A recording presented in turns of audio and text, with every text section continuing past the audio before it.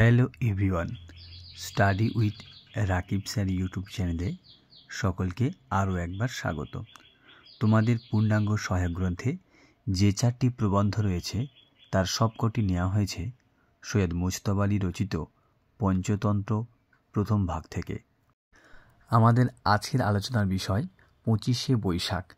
25শে বৈশাখ প্রবন্ধটি পঞ্চতন্ত্র প্রথম ভাগ প্রবন্ধ গ্রন্থের 22তম রচনা। 25শে বৈশাখ তারিখটি শুনলেই যে কোনো বাঙালির রবীন্দ্রনাথ ঠাকুরের জন্মদিনের কথা মনে পড়ে, কারণ আমরা জানি 1268 বঙ্গাব্দের 25শে বৈশাখে রবীন্দ্রনাথ ঠাকুর জন্মগ্রহণ করেন।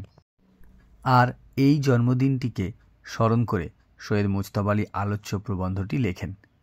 রবীন্দ্রনাথের সঙ্গে মুজতবা আলীর সম্পর্ক ছিল গুরু শিষ্যের। মাত্র 15 বছর বয়সে শান্তিনিকেতনের ছাত্র হিসাবে সৈয়দ মুজতবা আলী যোগদান করেন এবং সেই সুবাদে রবীন্দ্রনাথের স্নেহ ও সাহচর্য পেয়েছিলেন। লেখক সেই ব্যক্তিগত সম্পর্কের কথা দিয়েই 25শে বৈশাখ প্রবন্ধের সূত্রপাত ঘটিয়েছেন।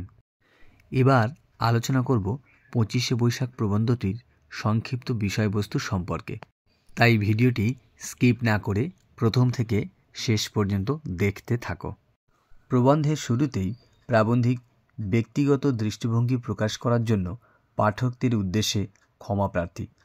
প্রাবন্ধিকের মতে গল্প, উপন্যাস, নাটক, কবিতা, প্রবন্ধ প্রভৃতি রচনায় রবীন্দ্রনাথ শুধু বাংলা সাহিত্যে নয়, বিশ্ব সাহিত্যেও সকলের থেকে উপরে স্থান করে আছেন। তবে রবীন্দ্রনাথের এসব রচনাকে ছাপিয়ে গিয়েছে তার গান। তাই প্রাবন্ধিক বলেছেন, আমার কিন্তু ব্যক্তিগত বিশ্বাস রবীন্দ্রনাথ এসব উত্তীর্ণ হয়ে অজরামর হয়ে রইবেন তাঁর গানের জন্য। এই বিশ্বাস থেকে তিনি আলোচ্য প্রবন্ধে রবীন্দ্রনাথের গান নিয়ে বিশ্লেষণ করেছেন, যদিও গানের সুর নিয়ে কোনো বিশ্লেষণ করেননি। তার কারণ রবীন্দ্রসঙ্গীতের সুরের বিষয়ে বিস্তর আলোচনা করেছেন শান্তিদেব ঘোষ তাঁর রবীন্দ্রসঙ্গীত গ্রন্থে। তাই তিনি সুরের বদলে রবীন্দ্রনাথের গানের অর্থের মাধুর্য ও গভীরতা সম্পর্কে আলোচনা করেছেন। রবীন্দ্রসঙ্গীতের সঙ্গে বিশ্বের অন্যান্য সৃষ্টির তুলনা টেনে প্রাবন্ধিক বলেছেন, রবীন্দ্রসঙ্গীতের মতো রসাস্বাদ বা মাধুর্য আর কোনো সৃষ্টির মধ্যে নেই। এই প্রসঙ্গ বলতে গিয়ে তিনি সোনার তরী কাব্যগ্রন্থের পুরস্কার কবিতার 2টি লাইন ব্যবহার করেছেন, এমনটি আর পড়িল না চোখে আমার যেমন আছে।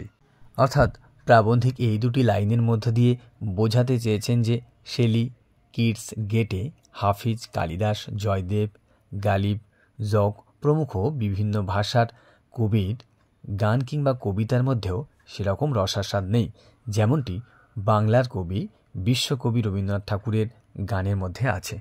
প্রাবন্ধিকের মতে কেবল জার্মান লিডার সঙ্গীত এবং ইরানি গজলের মধ্যে সামান্য রস খুঁজে পাওয়া যায়, তবে সেগুলো রবীন্দ্রনাথের গানের সমকক্ষ হতে পারবে না, কারণ সেই সব গানের ভাব প্রাবন্ধিকের কাছে অসম্পূর্ণ বলে মনে হয়েছে। অন্যদিকে রবীন্দ্রসঙ্গীতের মধ্যে আছে এক সম্পূর্ণ ভাবের ব্যঞ্জনা। তার মতে রবীন্দ্রনাথের শব্দচয়ন, শব্দ নির্মাণ বোধ ছিল অসাধারণ।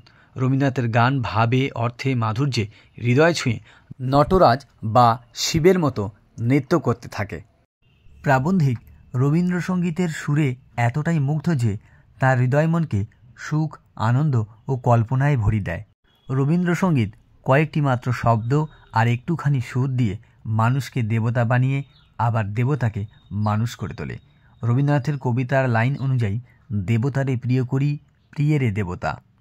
কবিতা গানের মধ্য দিয়ে যিনি এই অলৌকিক কর্ম সৃষ্টি করেছেন তিনি তো বিশ্বকর্মা মহাত্মা। তাই রবীন্দ্রনাথ ঠাকুর যেন সৃষ্টির দেবতার মতো বিশ্বকর্মা মহাত্মা। তো এটাই ছিল 25শে বৈশাখ রম্য রচনার সংক্ষিপ্ত বিষয়বস্তু। ভিডিওটি ভালো লাগলে অবশ্যই লাইক করে দিও, বন্ধুদের মধ্যে শেয়ার করে দিও, কমেন্টে লিখে জানিও কী ধরনের ভিডিও তোমরা দেখতে চাও।